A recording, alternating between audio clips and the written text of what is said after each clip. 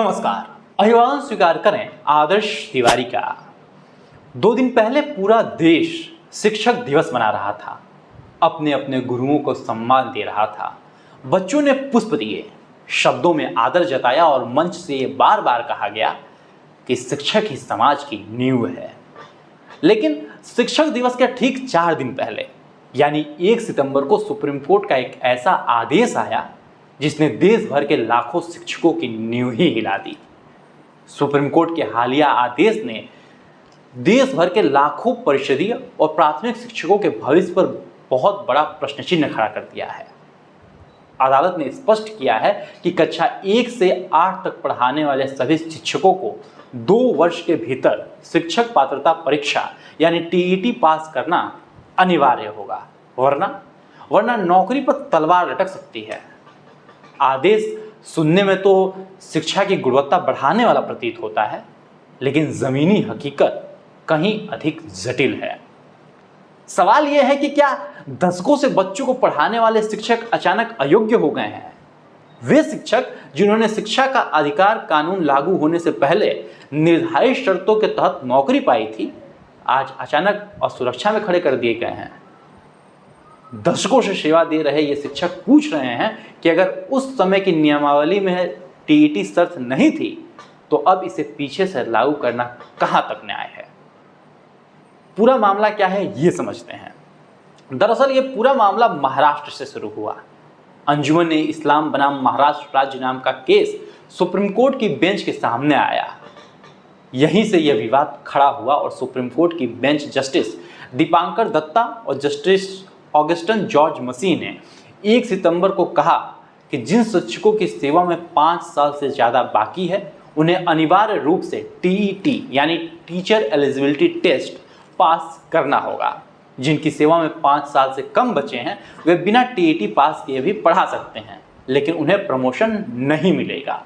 अब भले ही ये मामला महाराष्ट्र का था, लेकिन इसका असर पूरे देश में पड़ने वाला था, क्योंकि आदेश का असर अब हर राज्य के शिक्षकों की नौकरी, प्रमोशन और भविष्य पर पड़ने वाला है। लेकिन इस आदेश के पीछे की सच्चाई पर भी नजर डालना जरूरी है। दरअसल ये पूरा मामला जुड़ा है भारत सरकार के 9 अगस्त 2017 के उस अमेंडमेंट से, जिसे बहुत कम लोग जानते हैं। ये वही संशोधन है जिसकी वजह से सुप्रीम कोर्ट को ऐसा कठोर आदेश देना पड़ा। टीईटी परीक्षा शिक्षक भर्ती में पहली बार 2011 से लागू हुई। उससे पहले भर्ती बीटीसी और अन्य योग्यताओं के आधार पर होती थी, यानी 2011 से पहले नौकरी पाने वाले शिक्षकों को टीईटी की अनिवार्यता से छूट थी। लेकिन फिर साल आया 2017, केंद्र सरकार ने नियम बदल दिए। सरकार ने प्रावधान किया कि अब सभी शिक्षकों को 4 साल के भीतर टीईटी पास करना होगा, यानी जो पहले छूट प्राप्त थे वे भी इस दायरे में आ गए। इस अमेंडमेंट ने सेक्शन 23(2) को बदल दिया और सरकार ने 2017 में उस प्रावधान को ही खत्म कर दिया और नया प्रोविजो जोड़ दिया। यानी अब कोर्ट कह रही है कि हमारे पास तो यही नियम है और उसी के आधार पर फैसला देंगे। अब जरा सोचिए, शिक्षक नौकरी कर रहा है, सुबह से शाम तक क्लास ले रहा है, बच्चों की कॉपियां जांच रहा है, रिकॉर्ड भर रहा है, सरकारी योजनाओं का बोझ झेल रहा है, और इसी बीच उसे कहा जा रहा है कि 2 साल में टीईटी पास करो वरना बाहर निकलो। सवाल यह है कि क्या यह संभव है? एक शिक्षक अपने विषय में विशेषज्ञ हो सकता है, अपने विषय में उसे दक्षता हो सकती है, लेकिन टीईटी परीक्षा सिर्फ एक विषय की नहीं होती। इसमें गणित, विज्ञान, पर्यावरण, बाल मनोविज्ञान, भाषा है, यानी वो सब कुछ है जो वर्षों से उनके पढ़ाने के दायरे से बाहर रहा। 20-25 साल से हिंदी पढ़ाने वाला शिक्षक अचानक गणित या पर्यावरण के नए सिलेबस पर परीक्षा दे, यह कितना हद तक व्यवहारिक लगता है? क्या यह किसी से उम्मीद करना उचित है? 20-20 साल, 25-25 साल से सेवा कर रहे शिक्षक जिन्होंने गांव के बच्चों को पढ़ाकर साक्षर बनाया, सीमित संसाधनों में स्कूल चलाए, बरसात में छत टपकने पर भी क्लास नहीं छोड़ी, बिजली न होने पर लालटेन की रोशनी में बच्चों को लिखना सीखना पढ़ाया, क्या उनका अनुभव अब बेकार है? क्या उनका योगदान भी अब परीक्षा से मापा जाएगा? अगर योग्यता साबित करने के लिए टीईटी जरूरी है तो क्यों न यही नियम विधायकों और सांसदों पर भी लागू हो?